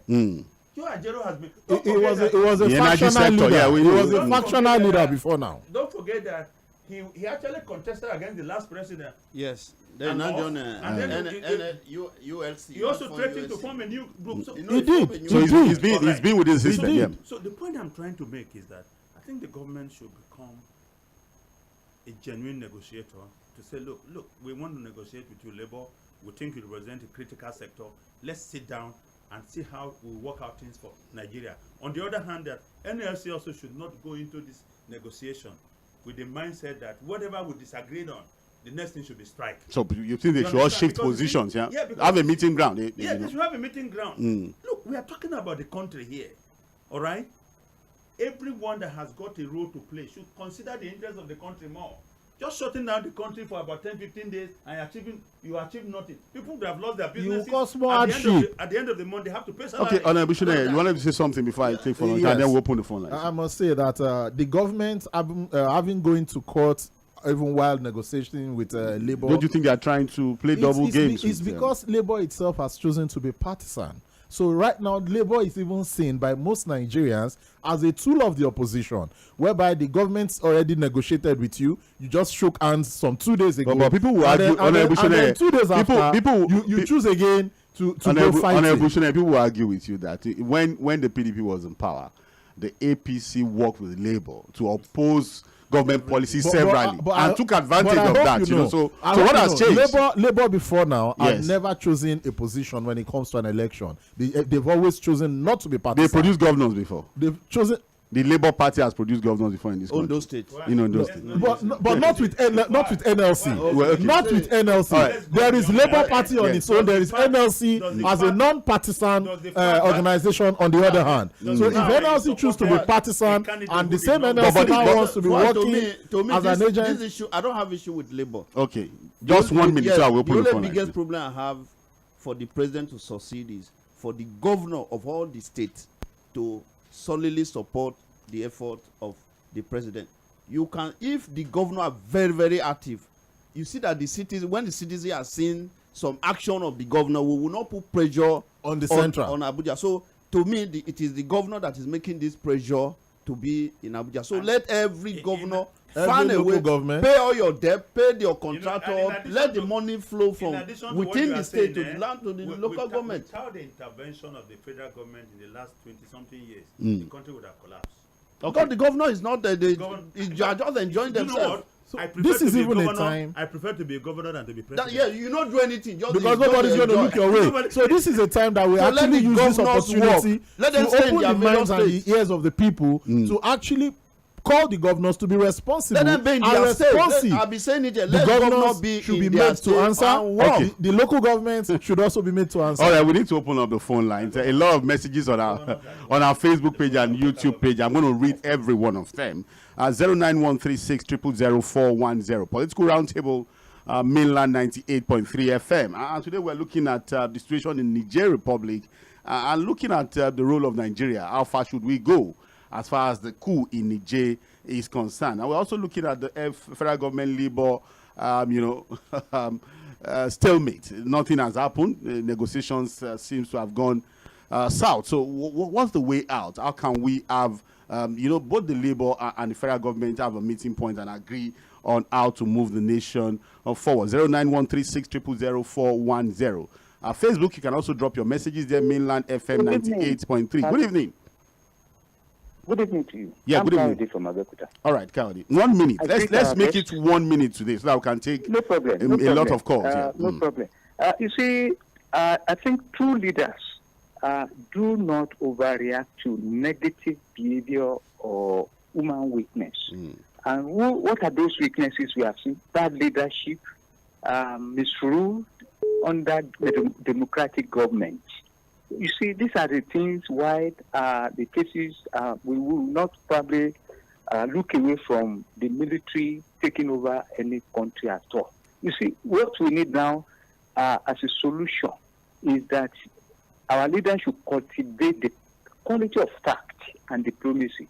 What do I mean by that? If you talk about that, let's look at another moves aside taking your plea to the National Assembly here that you want the military to go and take authority over there. It's not done anyhow. Then on the NLC, at NLC, I'm giving it to them. It's disparaging to call NLC Nigeria Loose Congress. Okay. Or what do you call it? All right. Looser Congress. No, I won't take that. Okay. They are doing their best. Okay. Thank you. All right. Thank you so much, Kawadi from Abeokuta. 09136 0000410. Let me make it 1 minute so that we can have a lot of contributions this evening. Hello, good evening. Good evening, sir. Yeah, good evening. God bless you, sir. Yes, can you please speak yes, up a my bit? name is- You are sounding very Sir? far. Raise your voice a I'm bit, not hearing. please. I can't hear you. I should raise my voice. Yes. Okay, sir. Okay, sir. My contribution to Your this, name. Your name and where are you calling from? My name is Ubon Vincent. Okay. I'm living at Ogun State here. All right. So what I want to suggest to this military coup, I am not suggesting that our Nigerian army should go there. Remember, we have many widows in Nigeria, especially from the army, where Boko Haram have their women and their children are there. If our army is going there, remember that many armies may be killed, and we continue to increase our widows. So you don't support us deploying troops to Niger? I am not supporting. Okay. Then on the issue of this Labour and government, yes. Our president should at least help to shift a stand from the price of fuel. At least since Labour engaged them, they're supposed to reduce, even if it's 1 naira, to show that they have listened to the voice of the people. All right. For this one, they still stand on that. We are buying fuel here 700 naira per liter, which we know the average Nigerian want to have a generator to empower their. All right, thank you. Thank you, sir. Thank you so much. 09136000040. We take 2 more calls, and then, of course, I start to take the messages on the Facebook platform. Hello, good evening. Hello, good evening. Yeah, good evening. Yeah, Larry Bashir. Oh, Larry Bashir. Good evening, sir. Yes, From K2, right? I agree with everybody in the studio. All right, good evening. War, proposed war in Niger. For what reason? Do you need that? Somebody just became president in less than 2 months. The next thing is to go and just, I don't know, just become it's the last option. It's the last option, Larry Bashir.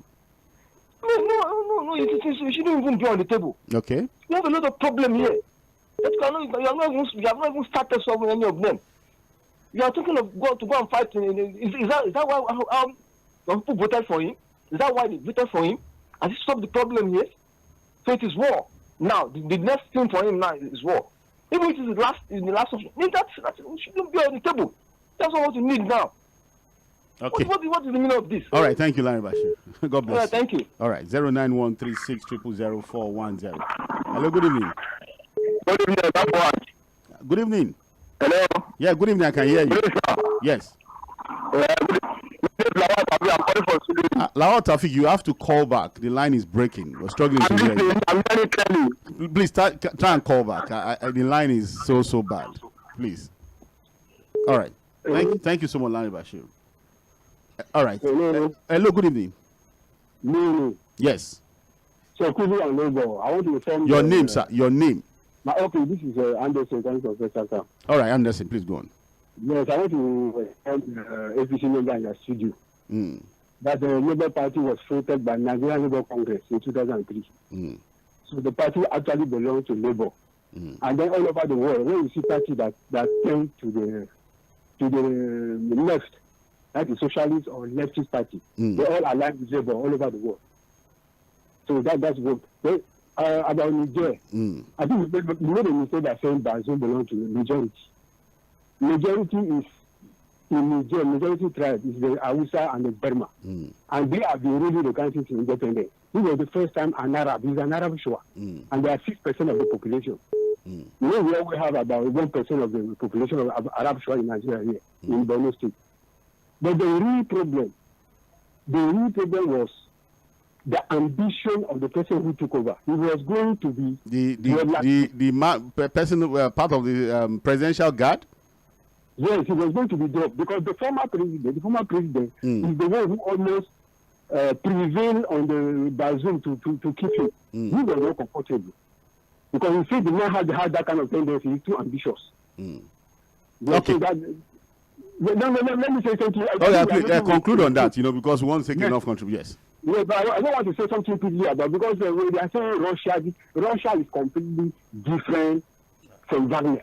It's Wagner that is West Africa expecting. No. Wagner works with the Russian government. We know that. So let's just settle that. Is it the Russian government that Wagner wanted to overthrow 2 weeks ago? What are you telling me? What we are saying is that the Wagner mercenary group works hand in hand with the Russian government. Mercenary group are there to fight for money. The Wagner group has a lot of affiliation and a lot of support, and they carry a lot of Russian interests around the world. Let's just establish that. Prigozhin is the friend of Putin. That one is a fact. A fact, okay. So thank God you are establishing that, yes. And when they exploit diamond in Central Africa and they bring the money to Russia. That's the interest, and that's all. They are mercenaries. And we are still saying the same thing, don't you think? Okay. Can the Wagner group work for American interests? No. So, America give them money. They will no. work. In fact, Prigozhin is wanted seriously by the Western powers. I think there's a lot of bounty on his head for him to be arrested dead or alive. Prigozhin scammed the West, by collecting money from them to stage a coup, which of course we all know is just there's a lot of conspiracy around that, Before he left. As long as you call them mercenaries, they are mercenaries. Okay, mercenaries have their own interest. All right, thank you so much for Austin, I think, from Festac Town. Okay, let's just take messages from our Facebook platform. We have Benson Richie saying, good evening, my good people. Kyle Diolonode saying Niger Republic couldn't have lost its hard-earned democracy to the junta if not for bad leadership, bad governance and political selfishness and mismanagement from the deposed president Bazoum. One major negative against his being overthrown was his ungiving to allowing the military to take decisive measures against terrorists, disturbing the peaceful coexistence of Nigerians. It's a very long message. I can't take the entire message. We have Adela Olatunji Samson saying the remedy for or against military coup d'etat is good governance and development of the country. Thank you so much. We have Memuba Kentimi saying President Tinubu should not drag Nigeria and ECOWAS to war with Niger Republic. Remember Ekumag in the 80s where we lost soldiers, properties and businesses that extended from Liberia to our neighbors. Don't fall into the trap set by France and the USA. The results will not be palatable. We have porous borders that are not equipped. Save the lives of Nigerians in that country. What is the difference between coup plotters and election riggers? Well, I don't know. We have Queen Oluwatoyin Shotunde Aromire just giving us the love sign. I think she's enjoying the program. We have Sheyi Omikikon saying Peter Obi also said subsidy will not survive the next day if sworn in, and that it was played somewhere else. Well, okay. We have Omogbola or Lukman Akiyemi saying we've digressed, but I love the digression. The whole purpose is to educate ourselves. God bless you all. Dada is saying, good evening, crew. As for the coup in Niger, your house is burning and you are chasing rats in your neighbor's house. This is what our president is doing because of... okay. All right. Thank you, Dayo Dada, for the message. We have Ben and Agbowi saying, Oga Fuad, you don't read messages from WhatsApp in the program. I wish to know today. Okay. I'll try and see whether I can squeeze that in today. We have Sule Aisa Bedo saying, Oga Fuad, thank you for the great discussion there in the studio. I want to correct an impression. Corruption in Nigeria did not start with the military regime of Babangida, but the civilian government that started in 1960. This was what led to the coup. Then, of course, we have new headlines. Well, I don't know whether that's his name. He's saying, good evening, everybody in the studio. I'm really enjoying the interesting topic this evening. Well done for us, Stanley from Kotun. And then from YouTube, we have Kunle Akinyele who is saying, I'm enjoying the program. And then Leke Jacob says, this is very unfortunate and pathetic. 24 years of democracy in Nigeria, and we're still blaming the military for corruption in Nigeria. We're not telling ourselves the truth at all. This is so sad. All right. You can keep the messages coming on our Facebook platform and on YouTube. I'll sure read them. 09136 410. Hello, good evening. All right, 09136 410. Hello. Hello. Yeah, good evening. Yeah, good evening. Yes, good evening. This is Ambassador Musa from Mushi. Oh, Ambassador, how are you doing? I'm enjoying your program. Thank you. But one thing for once, there's no any government in Nigeria that can perform than the civilians. I will never pray for military in this country anymore. Look, let me tell you one thing. Those who are celebrating Niger, they are the ones who have no majority to be a president in Niger. And moreover, very soon they will cry. Because as we're discussing with you now, no military government will allow what we're doing right now. I've tested it. Nobody, no freedom of speech. For now. Those who are ruling Nigeria, they have military background. For now, this is the first time I'm seeing a president that will engage labor at the first time. Even the president, his time will go on before he start negotiating. So it's a gradual process. Look, it's not, this president is not magician, but a lot of parties, like you said now, these big people in Nigeria here, they are so powerful. If you want to deal with them, they're ready to turn up your government. People military cannot come without civilians. It's now we sponsor the military.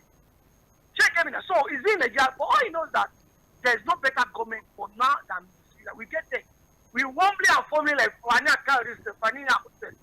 I believe we're going to get there. All right. We're just starting. All right. Thank you so much, Ambassador Musbao. 09136000410. Hello, good evening. Hello. Yeah, good evening. Yeah, good evening. Yes. Yeah, I thank you people on the. Your name, sir, and where are you calling from? Austin, calling from. Austin from? The man that complained of the labor. Sorry, Austin from where? Austin from Ifo, Ogun State. Okay, please go on. Your friend. All right. So, concerning Ajero, he will always say labor people because he has sold labor people. You have never believed in him. He has never believed in Nigeria. Okay. Yes. Then the issue of Niger Niger, is that our president suffering with them. Negotiation is the only answer, not by military. Okay. That's my own take. Thank you. All right. Let me take some more messages from our Facebook platform. We have Shamsuddin Babatunde Mogaji who is saying, "Good evening, crew. I'm appalled by the propagation of this phantom war by some individuals. Is that how the war starts? Where did they get info that Nigeria is going to war with Niger? Miscontrol come from the press, which uses our sensational headlines to sell their papers or draw the traffic to their pages. Nigerians should fortify themselves with updated news, not on stale one." Whether again, the average person there uses the word war. Again, maybe the idea of a war situation would not have come up at all if the president had not muted the idea of a military intervention. And so to the honorable person, when your military goes into another territory to engage with them, that's a war situation. So, Shamsuddin, you must understand the sentiments of the people. That's like the simple definition to a military intervention anywhere in the world. When you go to another man's country with your military, it's almost... It's a war, So because I needed to clear... I needed to clear the idea of people are or the media. I needed to defend my constituency. The idea was that the president had requested also and give a deadline that there could be military intervention, even though it was not going to be the first choice or the second. There are other choices before that. Supporting you, even in Nigeria here. If there's an issue, you see mobile police and police. People just when you see military, it's almost like war. It's a different thing. All right, so let's look at this message from Osarem Winda or Morogma. We're saying, "Good evening. I'm on Morogma. I didn't support the man where the APC member. You do not bring politics into issue that will move Nigeria forward. I don't know why he said NLC is political. Have your as the president told Labour how much it will pay as minimum wage? For me, it is better the government harmonize the salary instead of increasing a minimum wage." Well, I don't know about harmonization of salaries, but I think Labour wants increments in their salaries. Temple the Prince is saying, "Good evening, Mr. Fuad and greatest panelists in the house today. Great topics this evening. My take on the topics is as follows. 1, our president should systematically engage with Niger because using force won't amount to anything. And then 2, concerning our NLC, they are trying. I believe they want to give the president more time to consolidate." That's Temple from Arepo. 09136000410. 09136000410. Hello, good evening. What? Good evening. Yes, good evening, Don Peters. Yes, good evening to everyone in the studio. Good evening, sir. Good evening, sir. So what? Yes. Believe you me, I'm enjoying the analysis. Thank you. Most especially the one from the barrister there. I think Barrister Curtis, everything he said is spot on. Give the people good governance. Everybody will be at peace. Even you, the leader himself, will be at peace. But when you don't give the people good governance, this is exactly what you'll be seeing. You will be living in fear. The people will not be happy with you. Had he been the president of Niger, give people the necessary things that needed, believe you me, there will be no room for all this that is happening over there. And it always breaks my heart when somebody come on the national radio and begin to tell us that this thing is a new government, that Labour is partisan. I don't get it. The people who have been governing Nigeria close to 9 years now, the same government, the same people, you can see the ministerial list. All of them have been there, and all of a sudden, somebody will come to the studio and begin to tell us that it's a new government and that Labour is partisan. I don't know where he's coming from.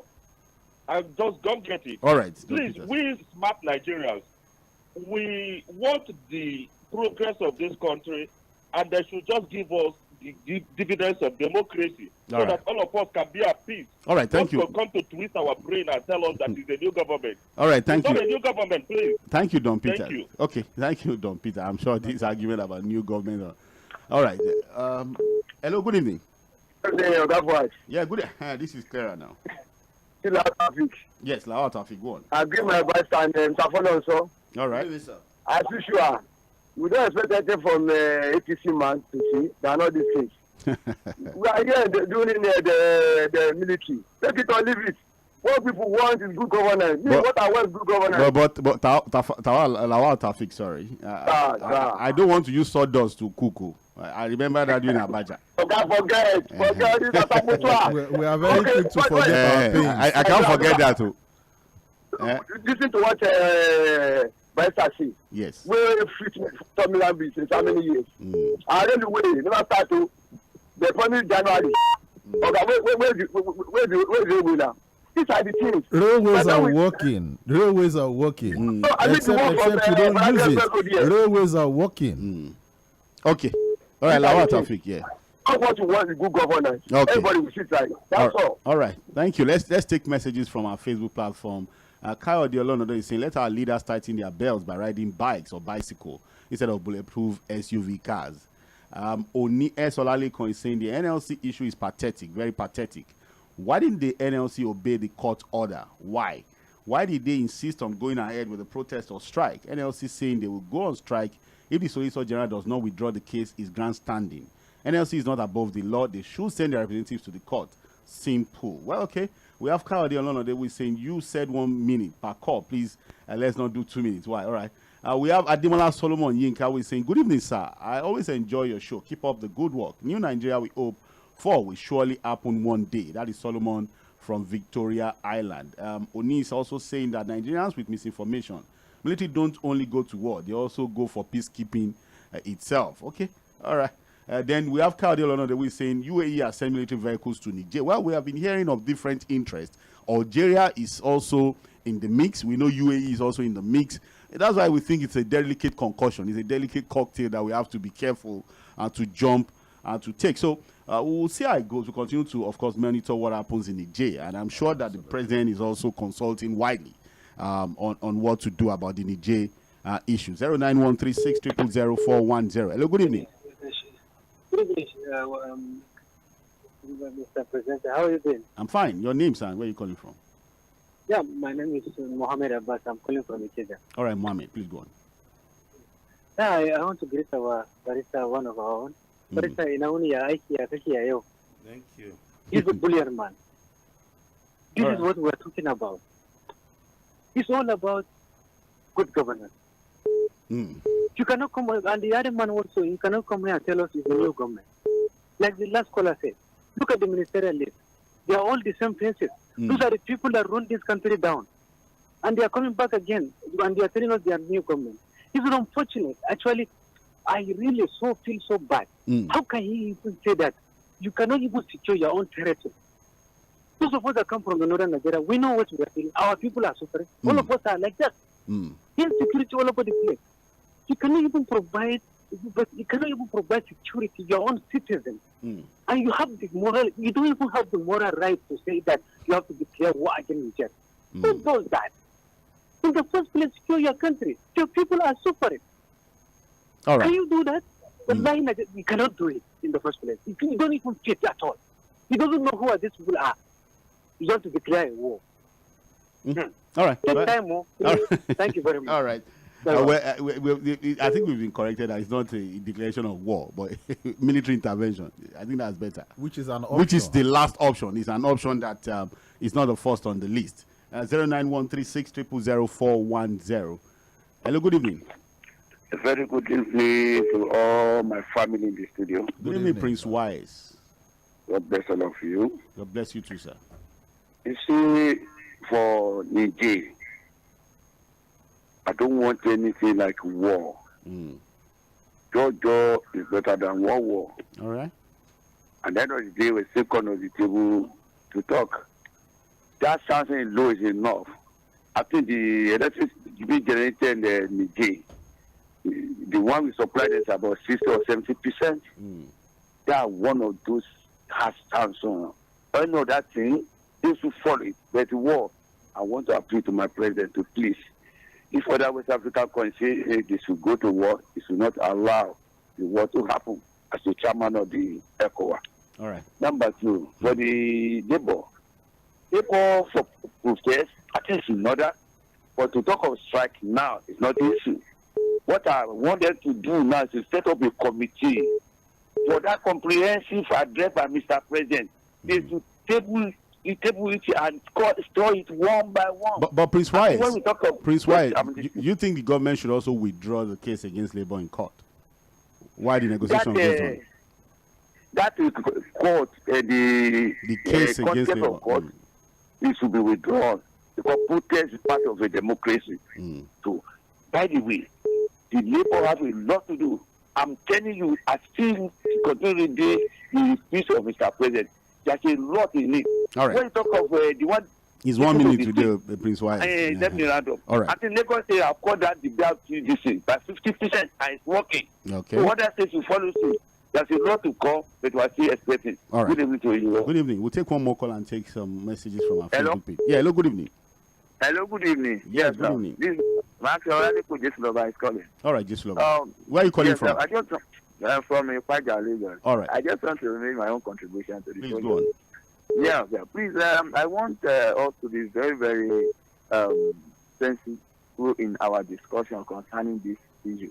Because an observation needs to be, or something needs to be noticed. All right. You should ask yourself, what is the interest of Nigerian government in Niger Republic Okay. to that extent? Now, I want us to know that these are politicians. They have personal and selfish interests in that matter. We know that they have refineries in Niger Republic. And we know that the coup plotters will impound that refinery. So This is a very big conspiracy theory, but please go on. Yes, that's what is happening. That is the truth. They have a refinery in Niger Republic, and they are trying all their possible best to make sure that the coup plotter do not impound all those properties. They have personal interest in that country. So don't let us think that they are trying to defend the Niger Republic or doing no, that is not the issue. They are not trying to defend the Niger Republic. They are trying to defend that refinery, and that is what they are working at. Okay, but I say again, that's a very big conspiracy theory. There are no facts to that, no proof to that. So, but again, allow that to slide. Okay, we'll take the messages on Facebook and then allow my analysts here to round up the show by their, taking their thoughts. We have Akorede Ala Gesinwo Olarewaju saying political roundtable and trends in the papers are the best current affairs programs in Nigeria today. Good job, Mr. Fuad. Thank you. We have Shino Adeniro saying, good evening, everyone in the studio. Why is it that the Nigerian government is against the coup d'etat in Nigeria when the greatest political coup happened? Okay, all right. All right, I want to start with you, Honorable Shone. Just 1 minute, your final take. The issue in Niger and then the Labour-FG dialogue. The issue in Niger, I must say that the federal government or the ECOWAS nations should actually engage more in dialogue. And of course, the talk of military intervention is actually just something on the table. It's not something. Should we take it off the table?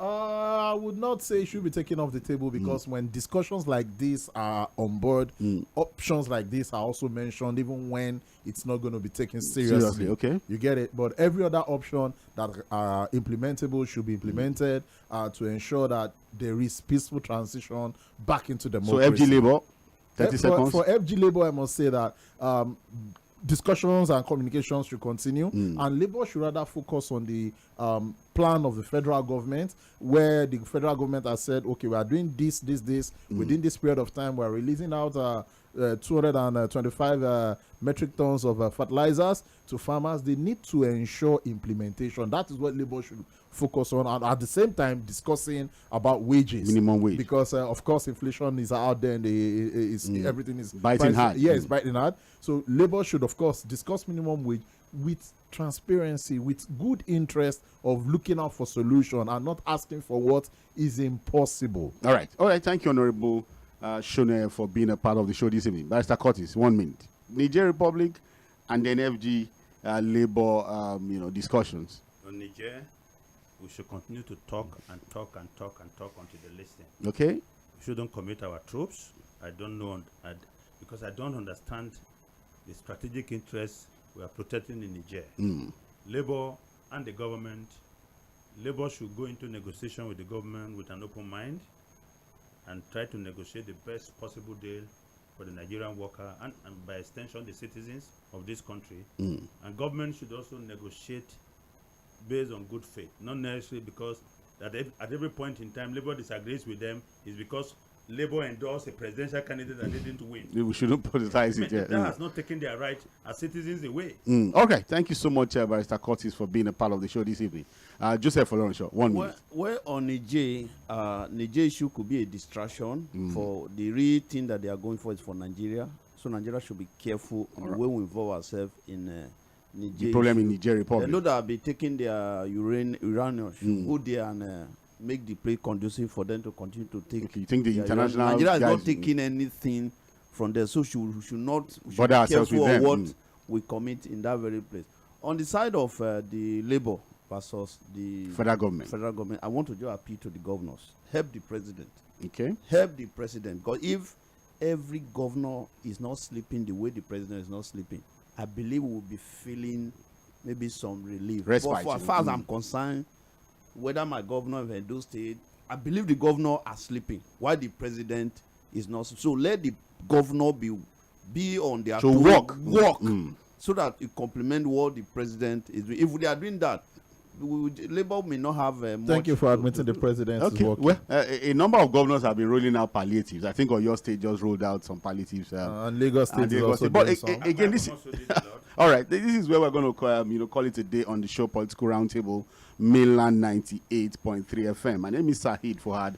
Let's do this again next week.